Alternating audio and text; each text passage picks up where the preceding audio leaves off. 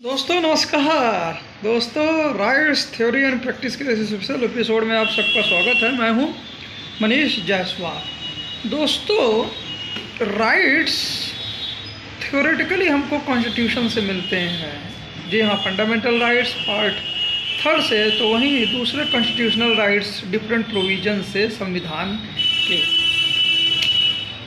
और legal rights इन्हीं के तहत जो भी लेजिस्लेशन है उनसे। पर ये थ्योरेटिकल है।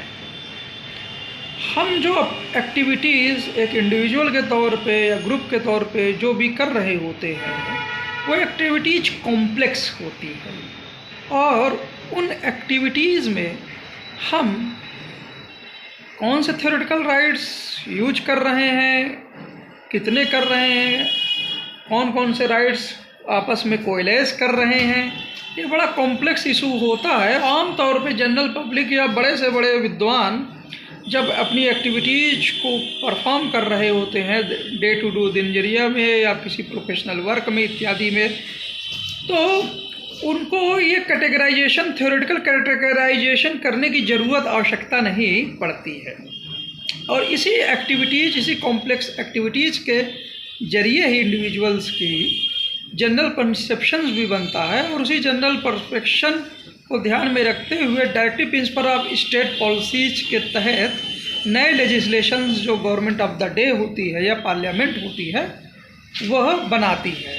लेजिस्लेशंस इसलिए ज़्यादातर जो होते हैं वो इंडिविजुअल के स्पेसिफिक राइट्स, उनके थ्योरेटिकल कैटेगराइजेशन या किन किन चीज़ों पे अफेक्ट कर रहे हैं इत्यादि पे, उन पे वो ज़्यादा नहीं सोचते हैं। एक्चुअली में जो परसेप्शन होता है और जो इंडिविजुअल की एक्टिविटीज़ होती है, जो उन्हें स्वयं नहीं पता होता है कि राइट्स की क्या कॉम्प्लेक्सिटीज़ हैं और क्या क्या कैटेगराइजेशन है, और किस हद तक हम डिसर्न कर लेंगे डिफरेंट राइट्स को अपनी एक्टिविटीज़ में। तो इन परिदृश्य में जो लेजिस्लेशंस होते हैं वो एक्टिविटीज़ पे फोकस करते हैं।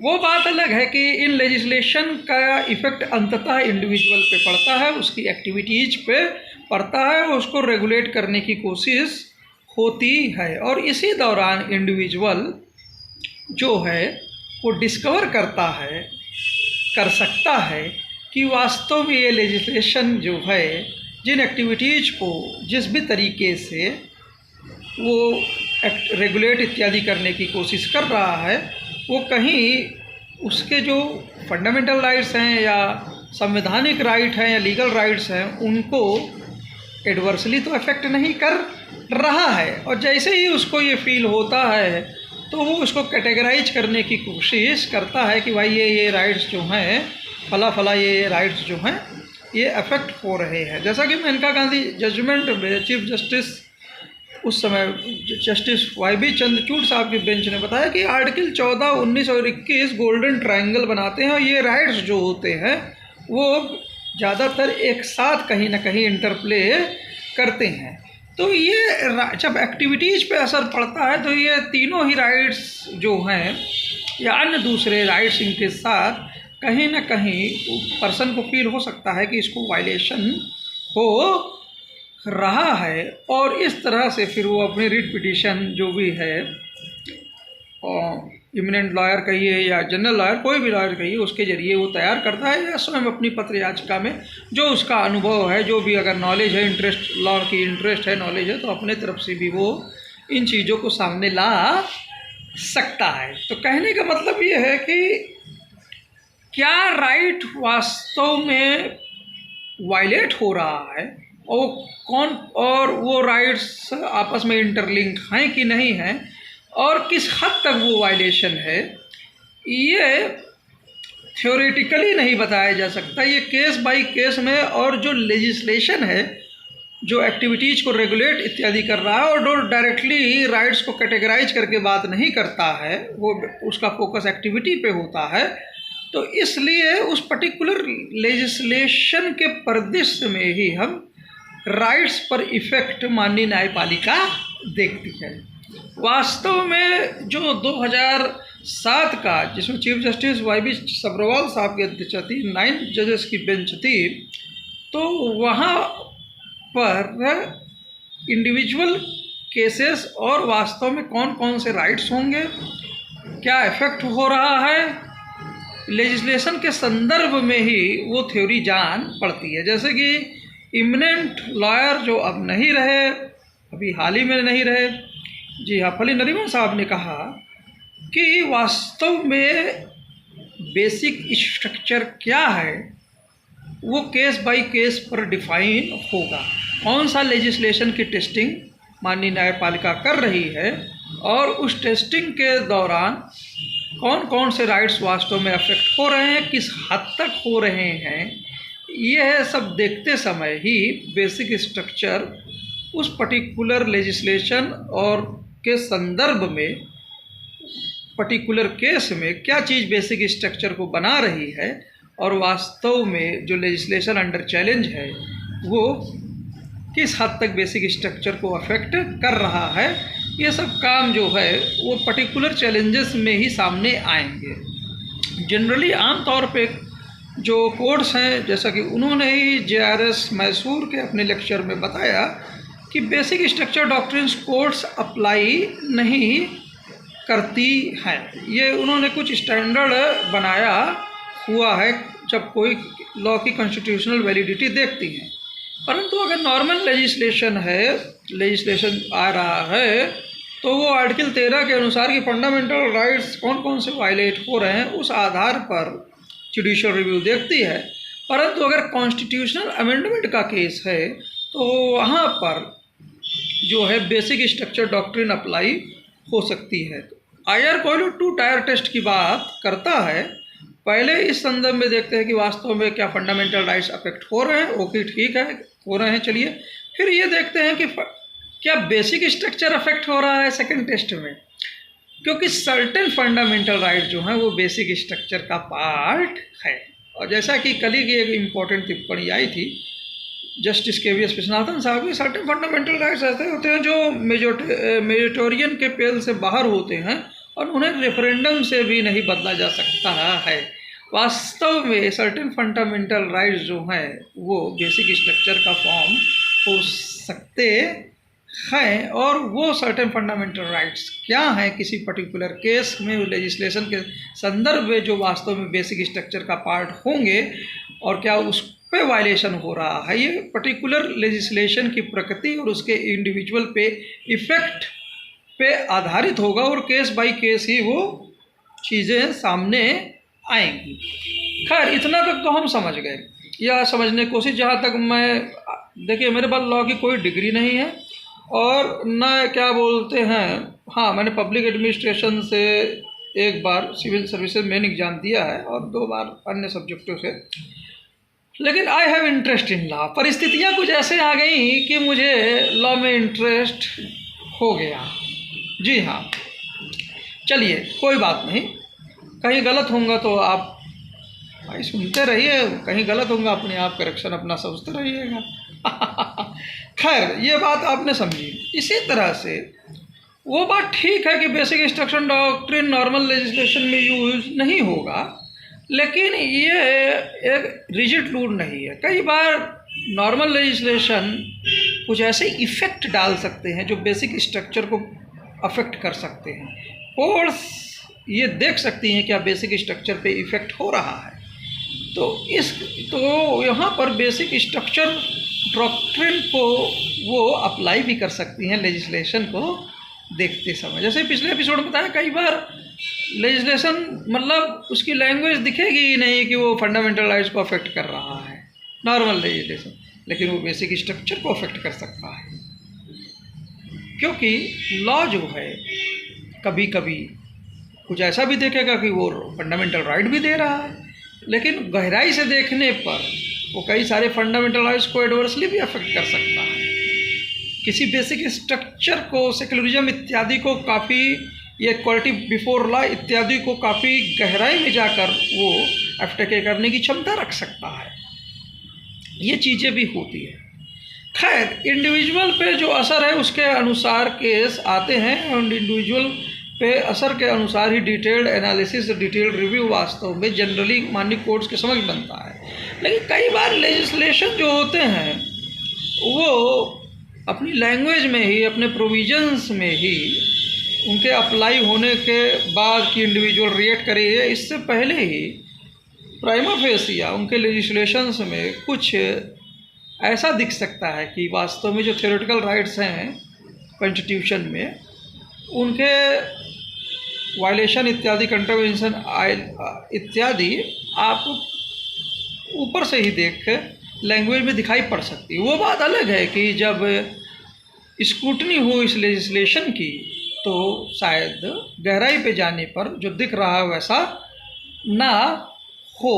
इन परिस्थितियों में माननीय कोर्ट्स इंतज़ार नहीं कर सकती कि लेजिस्लेशन कुछ समय तक प्रभावी रहे और वास्तव में इंडिविजुअल्स पे क्या इफ़ेक्ट हो रहा है, और इंडिविजुअल सामने आए और कई सारी पिटीशन इकट्ठा हो तो वो संवैधानिक क्वेश्चंस पर जो उसने उठाए हैं या जो लोग डिस्कवर किए हैं उस पर फिर इशूज़ फ्रेम करें।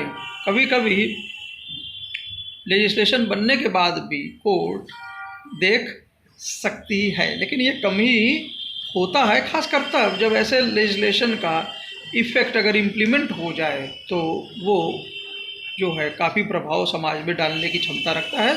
ऐसी स्थितियों में कोर्ट्स इंटरफियर कर सकती है। कहने का मतलब ये है कि लेजिस्लेशन इंडिविजुअल कभी भी नहीं बनाते हैं। लेजिस्लेशन जो है, जो रिप्रेजेंटेटिव बॉडी है, ऑनरेबल पार्लियामेंट ही बनाएंगे, जनरल परसेशंस में ही बनाएंगे, किसी इंडिविजुअल को देख के नहीं बनाएंगे, लेकिन इफ़ेक्ट उसका इंडिविजुअल पे ही होगा।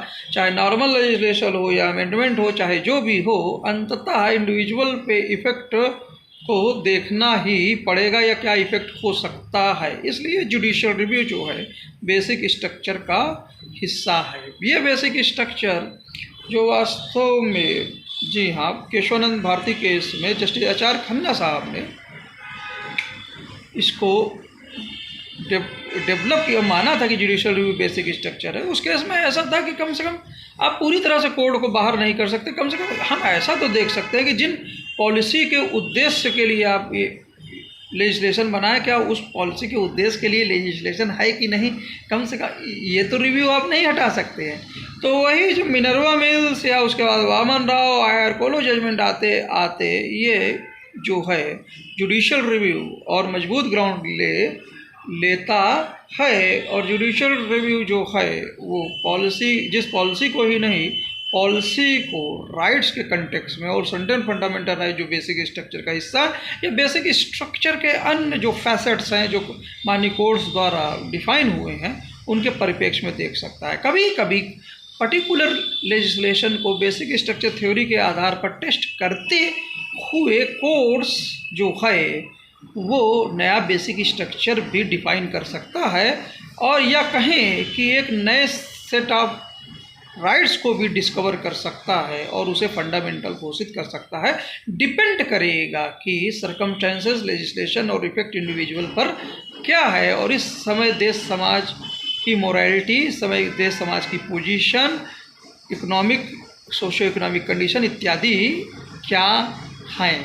तो यहाँ पर नए राइट्स डिफाइड भी कर माननीय कोर्ट्स कर सकते हैं। उनके हाथ रुके नहीं हैं, खासकर जब 142 की असाधारण शक्तियाँ उनके पास है और वो फाइनल इंटरप्रीटर हैं कॉन्स्टिट्यूशन के, और उनके जजमेंट्स जो हैं वो ऑल इंडिया सभी पे बाइंडिंग हैं, और सारी अथॉरिटीज़ उनको एड एंड एडवांस उनके जो जजमेंट्स हैं उनको इन्फोर्स कराने के लिए वर्क करते हैं और उनसे बाइंड होते हैं। दरअसल ये सब शक्तियाँ जो हैं जुडिशरी को स्पेशल रूप में नहीं, बल्कि हमारे संविधान निर्माताओं ने जो उनकी फ्रीडम स्ट्रगल है अपने अनुभव से, जो भी पॉलिसीज़ बनती है सरकार या लेजिस्लेशन या जो भी कहिए, अपनी ही कोई मान लीजिए पार्लियामेंट है चुनी हुई, जैसा भी है, लेकिन पावर जो होती है वो जनरल परसेप्शन इत्यादि, कॉम्पिटिटिव पॉलिटिक्स इत्यादि, लेकिन अल्टीमेटली वो इंडिविजुअल पे ही अफेक्ट होगा। और इंडिविजुअल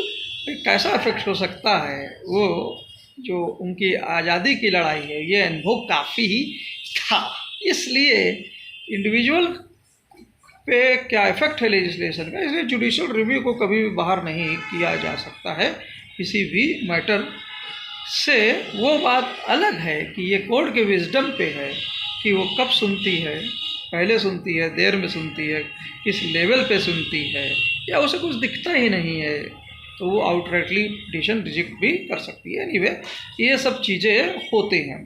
दूसरी चीज़ सुप्रीमेसी ऑफ कॉन्स्टिट्यूशन, जो स्वयं बेसिक स्ट्रक्चर है, उसके लिए भी ज़रूरी है कि फाइनल वर्डिंग जो रहे वो जो है न लेजिस्लेचर ना सुप्रीम कोर्ट, कॉन्स्टिट्यूशनल कोर्ट, अगली बात फाइनल वर्डिंग जो है वो सुप्रीमेसी ऑफ कॉन्स्टिट्यूशन की है। जी हाँ, बैलेंस राइट्स इंडिविजुअल के लेवल पे और पॉलिसी, ये एक ही सिक्के के दो पहलू, और इनमें हार्मोनियस इंटरप्रिटेशन सबसे ज़रूरी है। मिनर्वा मिल्स का ऐतिहासिक जजमेंट जस्टिस वाई चंद्रचूड़ की बेंच द्वारा ये हार्मोनियस इंटरप्रिटेशन, जी हाँ, ये न्यायपालिका और लेजिस्लेचर के मध्य होता रहता है।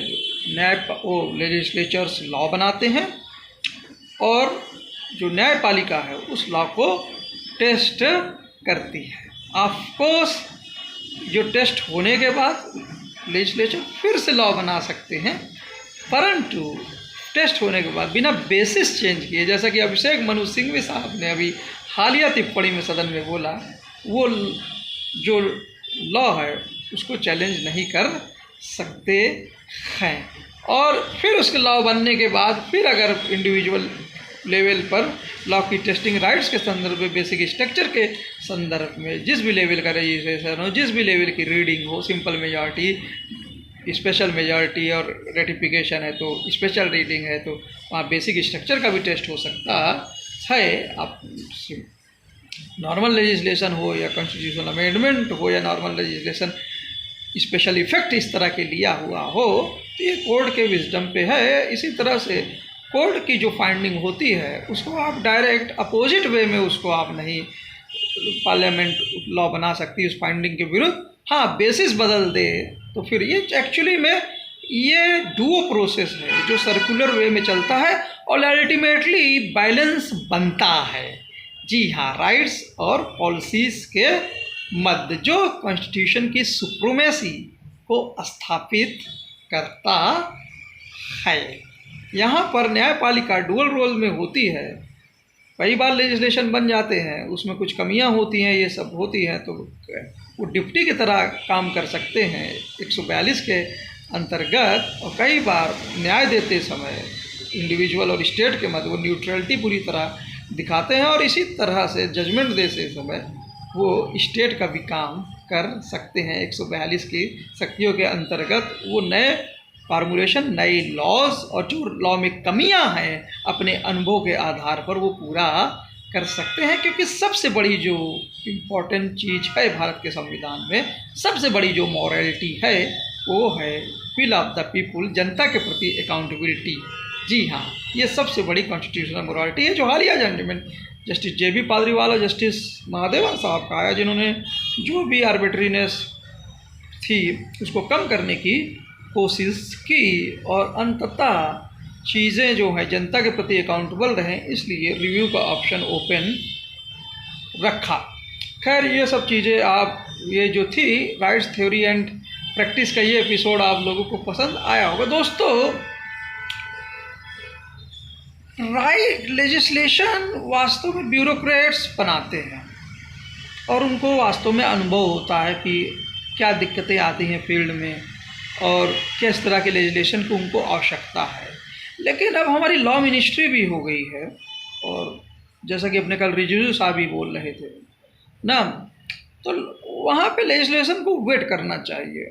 कोई ज़रूरी नहीं है कि लेजिस्लेशन स्वयं बताए कि हम क्या राइट्स दे रहे हैं, क्या नहीं दे रहे हैं, क्या इफेक्ट कर रहे हैं, क्या नहीं कर रहे हैं, लेकिन अंदाज़ा उनको होना चाहिए कि वास्तव में किन राइट्सों पे किस हद तक क्या इफेक्ट पड़ सकता है इस लेजिस्लेशन। इस तरह की अगर वेटिंग होगी और पर्याप्त डिस्कशन हर लेवल पर अपोजिशन के साथ, कमेटीज़ में और इसी की तरह जनता के साथ, तो कॉन्स्टिट्यूशनल चैलेंज जो रहेगा वो कम होगा। ऑफ कोर्स कॉन्स्टिट्यूशनल चैलेंज के समय बेसिक एजम्पशन यही रहता है कि जो माननीय पार्लियामेंट ने लॉ बनाया है वो सही है, लेकिन इस एजम्पशन के होते हुए भी आप ये नहीं कह सकते हैं या आप ये नहीं एक्सपेक्ट कर सकते हैं कि लेजिस्लेशन में जो है कोर्ट इंटरफेयर नहीं करेगी। कोर्ट्स के अपने संवैधानिक दायित्व हैं, जी हाँ, उस पर देखना कि वो संविधान के विरुद्ध कोई लेजिस्लेशन न जाए, वो बेसिक स्ट्रक्चर को अनावश्यक प्रभावित ना करे। ये और अगर कॉन्स्टिट्यूशन के विरुद्ध ही अगर कोई लेजिस्लेशन होगा तो कोर्ट, जी हाँ, उनका दायित्व है कि वो उसको देखें, समझें। कोई ज़रूरी नहीं आउटराइटली रिजेक्ट कर दें, हाँ, वो इंटरप्रिटेशन से कुछ चीज़ें हटा सकती हैं, कुछ चीज़ें जोड़ सकती हैं 142 शक्तियों के अनुसार, और एक बैलेंस पॉलिसी और राइट्स के मध्य बनाया जा सकता है। दोस्तों, संविधान हमारा जो है ना बहुत इंटरेस्टिंग है, फिलॉसफिकल डॉक्यूमेंट है, समय के साथ देश समाज की परिस्थितियों के साथ बदलने की अद्भुत क्षमता है, अडेप्ट करने की क्षमता है। और ये जो है ये अलग अलग फील्ड्स के लोगों को उनके अलग अलग मसले को, चाहे फिलॉसफिकल मसला हो, राइट्स का मसला हो, चाहे टेक्निकल मसला हो, किसी भी तरह का मसला हो, उन सब को एड्रेस करने की भारतीय संविधान में क्षमता है। मुझे थोड़ा सा दुख होता है कि जब स्कूल कॉलेज में जब बेसिक लेवल पे हमको भारत के संविधान या पॉलिटी के विषय में पढ़ाया जाता है तो मैकेनिकली पढ़ाया जाता है कि भारत का संविधान, हाँ, उनका हेड प्राइम मिनिस्टर और प्रेसिडेंट साहब होते हैं, फिर प्राइम मिनिस्टर, लेजिस्लेचर, ये सब, मतलब एक मैकेनिकल सेंस में भारत के संविधान को, पार्लियामेंट होती है, फिर राज्यसभा, लोकसभा, स्टेट में इस तरह से होता है, तो एक मैकेनिकल सेंस में भारत के संविधान को पढ़ाया जाता है। भारत के संविधान को अगर वास्तव में हमें अपने देश को संवैधानिक रास्ते पे चलना है और उसी संवैधानिक रास्ते से आज हम इतनी प्रोग्रेस कर पाए हैं और इतना आगे चलते आए हैं जहां जनता स्वयं केंद्र में है, तो इसकी जो फाउंडेशंस है, इसकी जो बेसिक्स है, हमको संविधान को उसके मूल्यों के अनुसार और कोर में जाते हुए राइट्स से लेकर पॉलिसीज से लेकर प्रैक्टिकल वे में डे टू डे लाइफ के अनुसार हमको बच्चों को संविधान को पढ़ाना पड़ेगा। और जो भी वो पढ़ रहे हैं, लिख रहे हैं, जो भी उनका इंटरेस्ट है, बिना उसको प्रभावित किए, लेकिन कैसे संविधान उनके साथ एडजस्ट करता है और उनको उनके इंटरेस्ट को प्रमोट करता है, उनके रियल लाइफ जो भी उनके एग्जाम्पल्स हैं उसके साथ समझाते हुए हमको संविधान के विषय में उनको पढ़ाना चाहिए, समझाना चाहिए। और फिर देखिए हमारे देश की प्रोग्रेस जो है वो किस लेवल पर होगी। उम्मीद है ये जो चीज़ है ये हम समझेंगे। ऋग्वेदा की वो लाइन जो उज्ज्वल भुइया साहब ने बोली कि सभी को काम करना है, सभी के लिए, और उन सभी में आप स्वयं भी हैं। आप अगर जस्ट तरीके से अगर अपना काम कर रहे होते हैं, तो व्यापार कर रहे होते हैं, कुछ भी कर रहे होते हैं, सही तरीके से कर रहे होते हैं, तो वास्तव में आप अपना ही नहीं देश समाज का भी भला कर रहे होते हैं। और इसी तरह से उन्होंने फैमिली के संदर्भ में, फैमिली कोड के संदर्भ में बोला था। और ऋग्वेद के समय, उस समय जब कम्युनिटी इतनी बड़ी नहीं थी, तो वहाँ पर कम्युनिटी जो थी बराबर एक मतलब फैमिली की ही तरह थी, वहाँ ये भावना थी। और देश, आज देखिए, आज देश जो है वो भी तो हमारा सबसे बड़ा परिवार है, सबसे बड़ा घर है। और जब हम वास्तव में डायरेक्टिव प्रिंसिपल स्टेट पॉलिसी जो हमारे एंड हैं, जब अपने मीन्स के जरिए, जो सर्टेन फंडा इन ह्यूमन राइट्स है जिसमें विश्वनाथन साहब ने बताया, इसके जरिए उस एंड को प्राप्त कर लेंगे, तो अंत में क्या पाएंगे हम? अंत में हम पाएंगे कि हम सभी जो हैं, हम सभी लोग सभी के लिए कार्य कर रहे होंगे। और जो आज स्टेट पे रिस्पॉन्सिबिलिटी होती है पॉलिसी बनाने की, और रिसोर्सेज सबके पास नहीं होते हैं, उनके पास जिम्मेदारी होती है, अंत में पाएंगे कि सब स्टेट जो है हम इंडिविजुअल के साथ कंधे से कंधा मिलाकर एक तरह से बराबरी से जो है सभी के लिए, हम सभी के साथ सभी के प्रोग्रेस के लिए कार्य करता हुआ नज़र आएगा। उस दिन तो शायद स्टेट के भी अपने कुछ फंडामेंटल राइट्स इंडिविजुअल की तरह होंगे। उम्मीद है ये एपिसोड आप लोगों को पसंद आया होगा। जय हिंद, जय भारत। और कुछ तो मैं शायद छोड़ नहीं रहा हूँ। खैर, अब समय हो रहा है चीज़ों को सही। हाँ, इम्पोर्टेंट टिप्पणी हमेशा माननीय कोर्ट्स की रही है जुडिशियरी और पार्लियामेंट के मध्य संबंधों की। जब नेहरू जी ने कहा कि जुडिशरी के साथ जो रिलेशन है वो कॉर्डियल होने चाहिए। तो उस समय तत्कालीन चीफ जस्टिस साहब पतंजलि साहब थे, उस समय शुरुआती दौर में, कॉर्डियल नहीं करेक्ट होने चाहिए। यही चीज़ें दशकों बाद शायद चीफ जस्टिस वेंकट चिलैया साहब ने भी ये दोहराई थी कि करेक्ट रिलेशन होना चाहिए। जय हिंद, जय भारत, थैंक यू सर।